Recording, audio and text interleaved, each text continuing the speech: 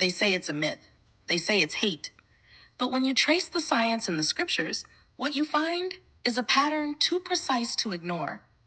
6,000 years ago, according to the teachings of the Nation of Islam, a brilliant but misguided black scientist named Yaqub began an experiment on the island of Patmos. Not just a science experiment, an agenda. He wanted to engineer a new people by isolating the lightest traits in our gene pool, generation after generation. Through selective breeding, he began grafting out the dominant traits of original people: melanin, compassion, connection to the divine, and left behind something else: a being with little pigmentation, recessive traits, aggression hardwired through scarcity. And while they laugh at the idea, science quietly confirms what they mock. Recessive traits only rise in isolated populations. That's not mythology, that's evolutionary biology. It's called a genetic bottleneck. European populations, especially those descending from the last ice age, are genetically linked to a very small founder group, likely less than 200 individuals. And when you isolate a population, what happens? The weaker traits, traits that would normally be masked by dominant melanin, start to express: red hair, pale skin, blue eyes, and lower levels of melanin come with consequences: weaker immune function, inability to absorb sunlight, higher rates of neurodegenerative disease. That's not opinion, that's peer reviewed. The MC1R gene governs melanin expression.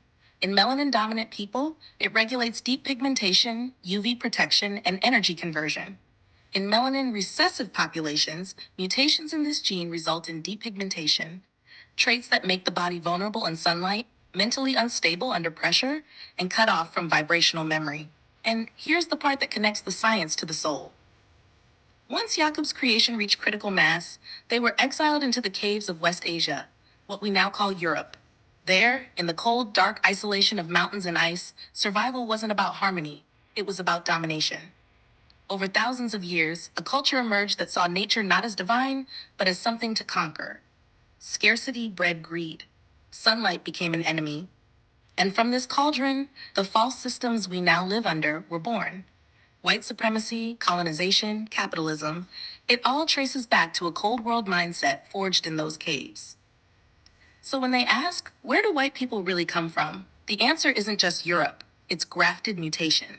It's selective survival. It's a legacy of trying to escape the sun and the truth that lives in it. And that's why they still try to block it out. Why they dim the skies with chemicals. Why they can't exist without stealing our rhythm, our melanin, our memory. But what they forget is this: no matter how far you run from the sun, you can't escape the truth written in your origin. And now that truth is rising again.